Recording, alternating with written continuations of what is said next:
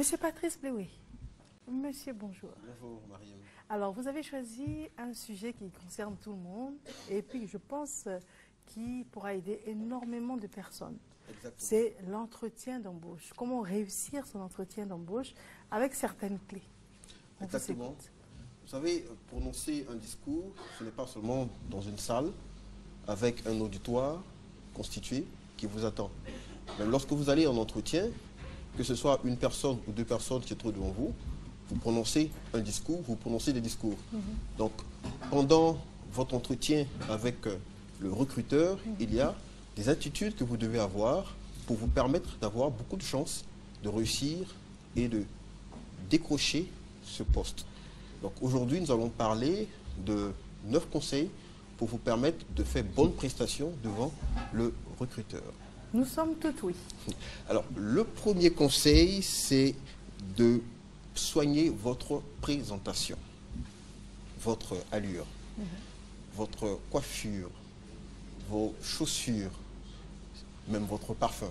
Donc vous devez tout soigner, vous ne devez rien laisser au hasard parce que votre allure, votre présentation communique. C'est ce qu'on appelle la communication non verbale. C'est-à-dire tout ce qui communique sur vous avant que vous n'ayez ouvert la bouche. Donc vous devez soigner tous ces aspects.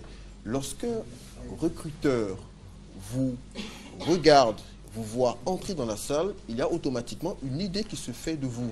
Et cette idée doit être communiquée par votre présentation. Et alors vous dites soigner la présentation. Pour un homme, qu'est-ce que ça veut dire? Se mettre en costume?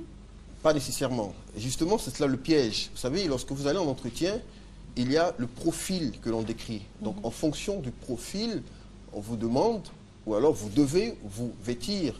Si c'est pour un poste de mécanicien, on ne va pas vous demander de porter un costume pour venir en entretien. Si c'est par contre un poste de directeur ou de manager, il y a forcément la tenue qu'il exige. Donc, dites-vous que lorsque vous allez devant ce recruteur, vous devez être en harmonie avec le profil que vous avez. Donc, pour un mécanicien ou pour quelqu'un qui a un travail physique, qui demande de l'effort, l'on ne l'oblige pas à porter un costume. Seulement qu'il doit être bien mis, bien habillé, une tenue propre, élégamment vêtue.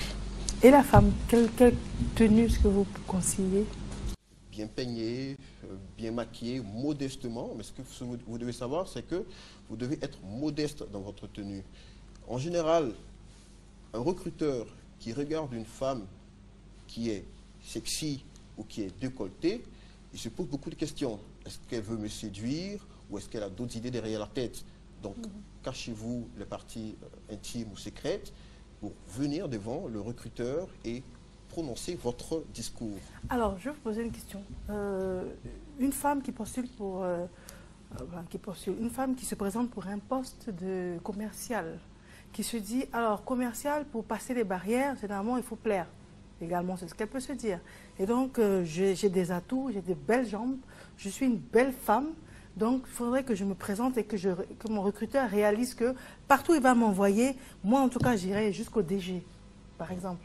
Et donc, elle décide de mettre une jolie mini-jupe pour montrer ses belles jambes de gazelle. Et elle décide de se faire un tissage qui touche ses talons parce qu'elle a besoin d'impressionner en passant. Elle a tort ou elle a raison? C'est un piège aussi pour elle. Elle peut vouloir séduire avec cette tenue, mais le directeur ou le recruteur va se dire, ça peut être un danger pour moi ou un danger pour mes collaborateurs. Donc ce qu'il faut faire, il faut être habillé décemment. Et c'est ça la clé. Soyez décent quand vous allez en entretien. Très bien. On va faire une courte pause. C'est très intéressant. Nous avons une page de publicité et puis on continue.